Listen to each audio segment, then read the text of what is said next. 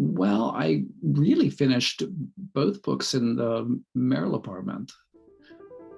Yeah, I certainly came in there with both of them well underway, and I certainly worked on both of them there.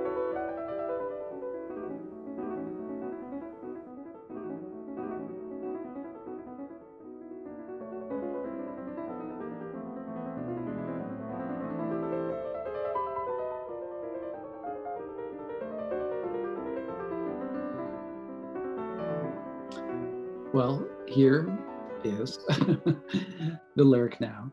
And this is a little book of prose, um, uh, the 11 chapters that I finished in the Merrill House. And this title, The Lyric Now, suggests that the book is about poetry right now. And it partly is that, but more importantly, it's about how all poems create a sense of the now, that lyrics are happening in the time it takes to read them. As I often tell students, um, everybody has pop songs that they love. And you don't listen to it again and again because you can't remember it. you're not exactly learning something in that way. You really like learning from having the experience of listening to it again. And a great poem is like that. You really like the experience of reading it again. And that's uh, um, the motif that I work through a number of poets, beginning with Marion Moore and moving on, who's just a wonderful poet, and moving on to T.S. Eliot and Ezra Pound and George Oppen and Robert Lowell and Elizabeth Bishop and Jory Graham, who's visited the Merrill House, and ending with Carl Phillips, who's also visited here, and a wonderful younger poet named Sally Keith. And along the way, I also treat two musicians, one that we call classical, Virgil Thompson, and one that we call popular, Patti Smith, in order to understand how we use that metaphor, the music of poetry.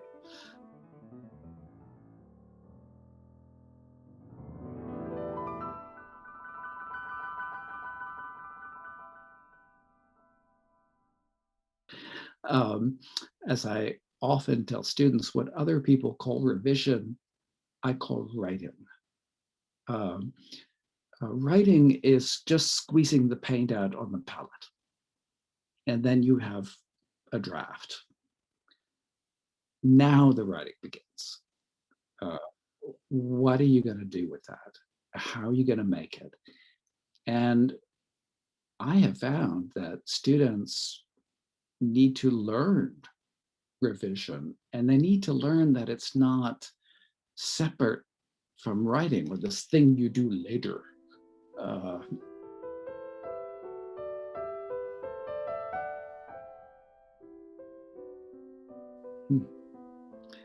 um, they they are different things, if only because one is usually written in lines and one is usually uh, written as prose.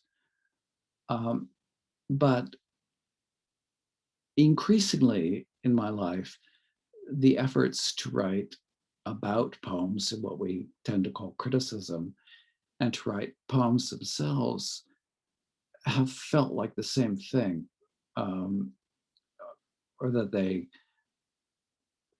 come from the same kind of effort. Uh, I have increasingly become interested in what gets called formalism, I suppose, since in my prose I tend to write about the language of poetry.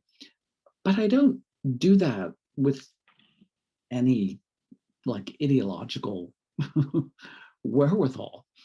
Um, there are other ways to approach poetry, and they seem to be valid. Uh, uh, I, I have no problem with that. Um, but I am interested in how you take this medium, in our case, the English language, and make out of it these things called poems, the way one might, have oil paint and make a painting. And what can you do with oil paint? And what can you absolutely not do with oil paint? um, so it's those kinds of questions that interest me. And because those kinds of questions are the questions that keep me up at night, um, there has seemed to be less and less difference between the two genres for me. That said, if, so to speak, I wake up and I have a choice between writing a poem and writing about a poem, I'm going to write a poem.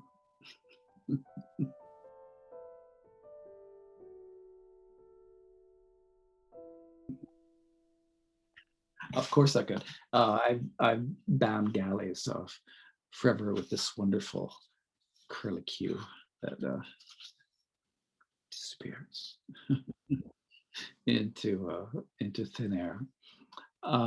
And this too, I worked on in the Merrill House, uh, uh, perhaps even more viscerally.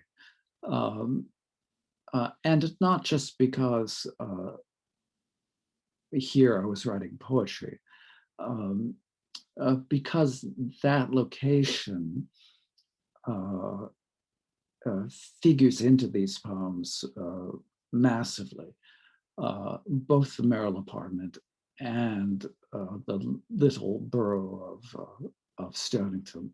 Um, so this is a book about falling in love and being in love uh, with a person and with the world um, for a lifetime, and also knowing that that that lifetime, like any lifetime, um, isn't going to last forever.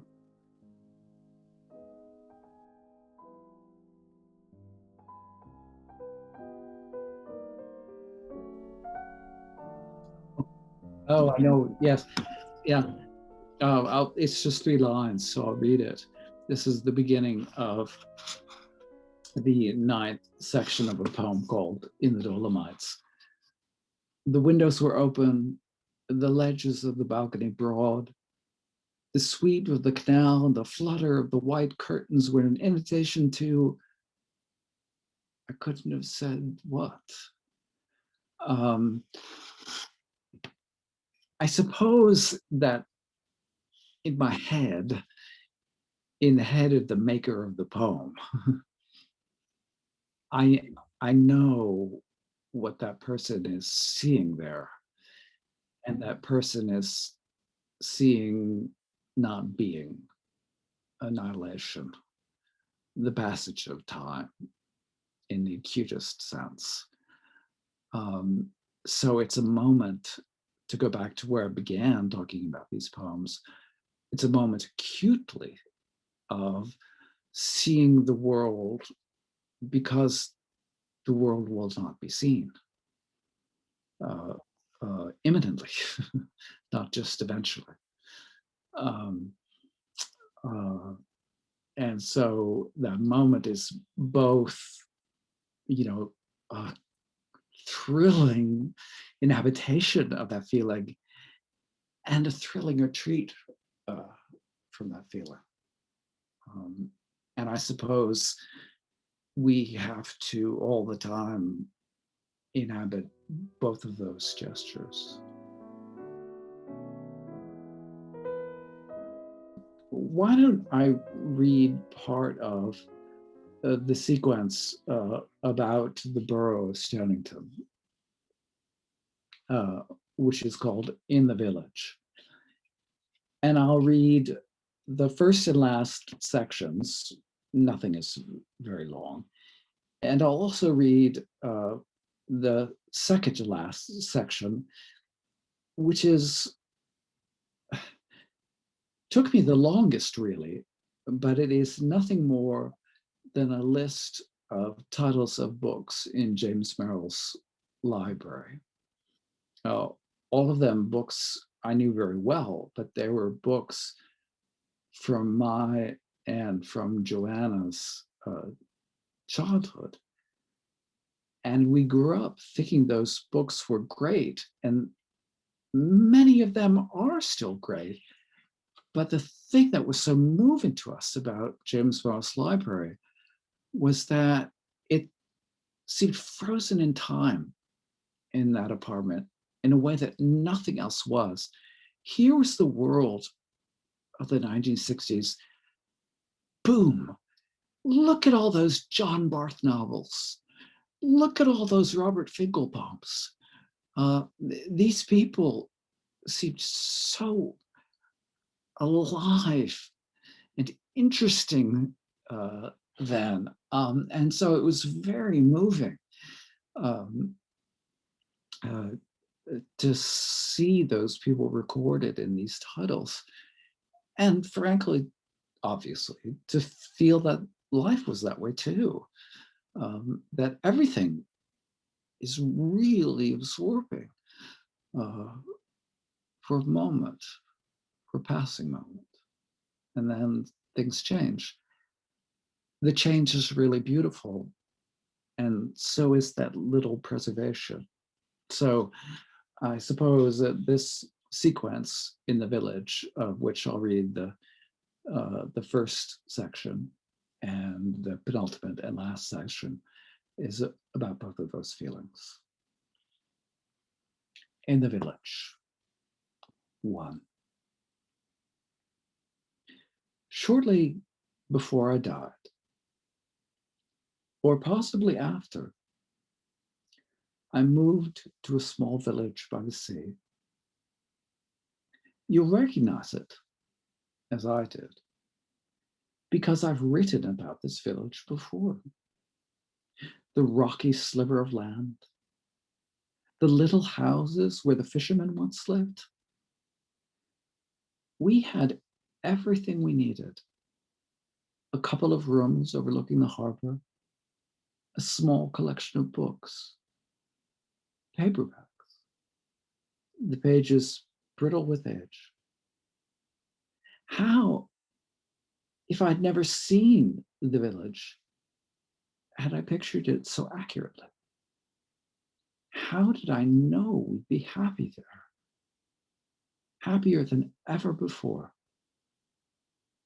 The books reminded me of what in our youth we called literature.